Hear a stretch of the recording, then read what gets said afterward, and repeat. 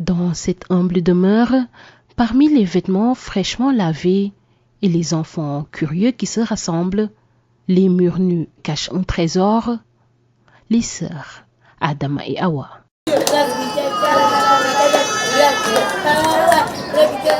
À notre rencontre, toutes les hypothèses s'envolent. On ne devine en rien que ces deux jeunes femmes, pétillantes de joie, partageaient jadis un destin extraordinaire en tant que siamoises, unies par l'ombilic. 9 mois de grossesse sans visite prénatale, et c'est seulement à la naissance que Kumbagnan, leur mère, découvre le miracle dans son ventre. J'ai accouché normalement, mais c'est un membre de ma famille que je ne connaissais même pas qui m'a assisté. J'ai entendu dire que la tête et les pieds étaient sortis, puis après beaucoup d'efforts, les deux sont nés. Quand ils les ont soulevés, j'ai vu 2 têtes et j'ai été choquée. On m'a dit que j'avais des jumeaux, mais j'ai répondu que ce n'était pas possible. Ce n'est que lorsque l'on m'a dit qu'il s'agissait de siamoises que j'ai senti des vertiges.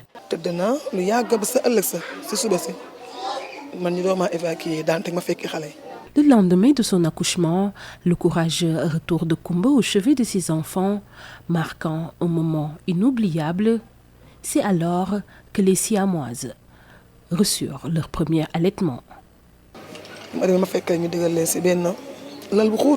J'ai trouvé les siamoises dans une couveuse avec de grosses lumières au-dessus, les yeux attachés. Je me demandais bien comment je pourrais les allaiter. Les sages-femmes m'ont demandé de leur donner le sang à travers le petit espace de la couveuse.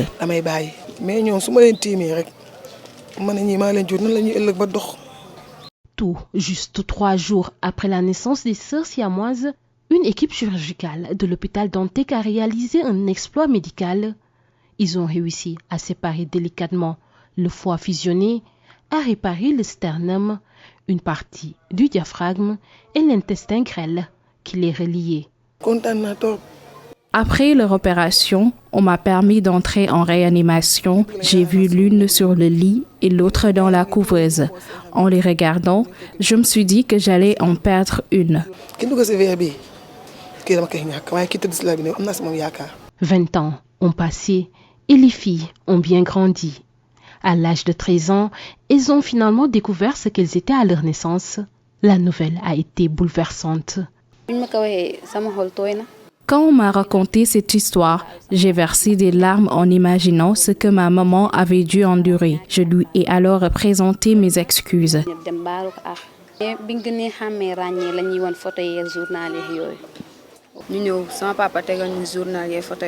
C'est mon père qui nous avait montré les archives.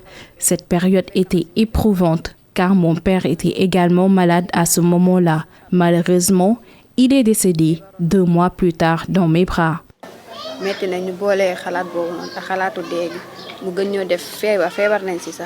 À l'adolescence, rien ne trahit leur souffrance. Pourtant, elles portent en silence les cicatrices invisibles de cette chirurgie.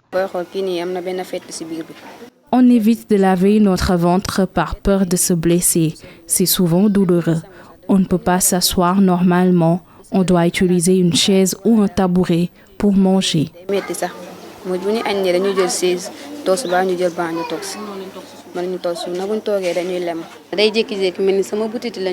J'ai souvent mal au ventre et ma maman se demande si nous pourrons concevoir un jour.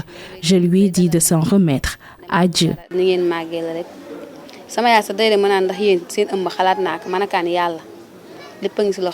Son accouchement et l'opération de ses enfants ont été pris en charge, mais jusqu'à présent, aucune promesse d'aide supplémentaire n'a été tenue. Je n'ai pas payé l'opération de mes filles. Leur consultation aussi, je ne payais rien. Ils nous avaient promis de trouver du travail à mon mari, mais jusque-là, nous n'avons rien vu.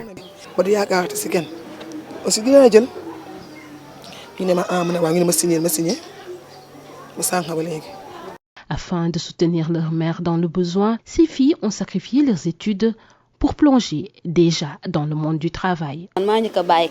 J'ai abandonné très tôt les études. Pendant la récréation, j'ai laissé mon sac à un ami pour aller à la plage, pêcher des poissons et les revendre.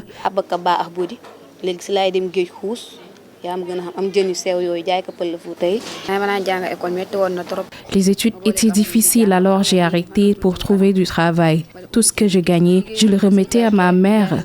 Notre dîner devenait notre petit déjeuner le lendemain. Aujourd'hui, je travaille à l'hôpital, mais on ne me paye seulement que 20 000 francs par mois.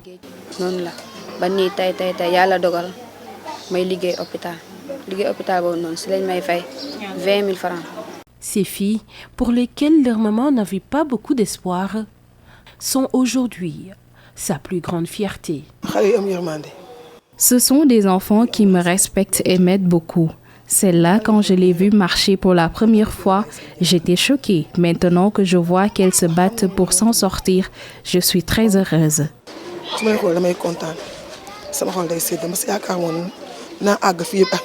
Comme la plupart des jeunes filles de leur âge, Adama et Awa ont leur petite amie et elles vivent sans le moindre complexe.